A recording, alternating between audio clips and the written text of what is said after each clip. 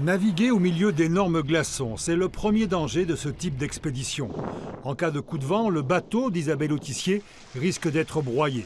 La navigatrice et ses marins se dirigent donc à l'aide de cartes météo, de photoradars, mais aussi de vigies. Nous, ils profitaient du fait qu'on était grimpeurs et nous envoyaient en haut du mât. Et on observait aux jumelles et à la vue, tout simplement, pour essayer de trouver un chemin à travers de ce dédale de glace. Photo de propagande, s'exclameront hâtivement certains, surtout quand le photoreporter est russe et encadré par les forces militaires du président Bachar el-Assad.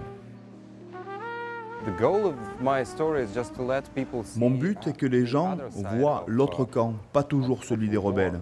J'ai fait un travail de façon neutre, sans être activiste ou complaisant. Des grands fauves pensifs, capturés par l'objectif. Des animaux grandeur nature photographiés dans leur quotidien.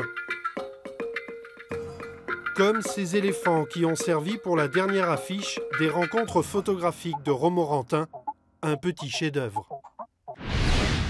La carte au trésor il y a une quinzaine d'années, le village préféré des Français il y a 2 ans, et enfin des racines et des ailes il y a quelques mois. Entre le village de Turenne et la télévision, c'est une histoire d'amour, une histoire avec des conséquences bien heureuses.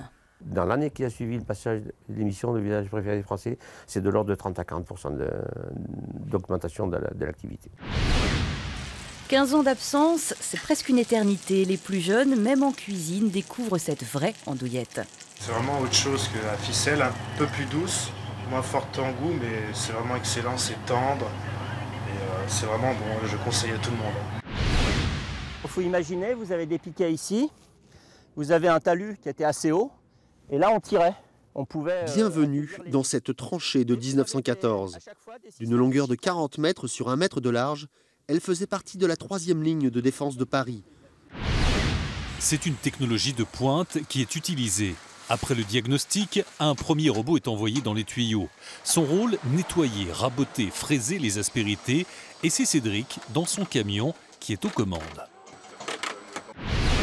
Au lever et au coucher du soleil, des notes de musique sortent de cette boîte pendant 10 minutes tous les jours. C'est le traitement découvert par un physicien, Joël Steinheimer, inventeur du procédé. Aujourd'hui en France, plus de 300 hectares de vignes sont ainsi stimulés avec des résultats spectaculaires.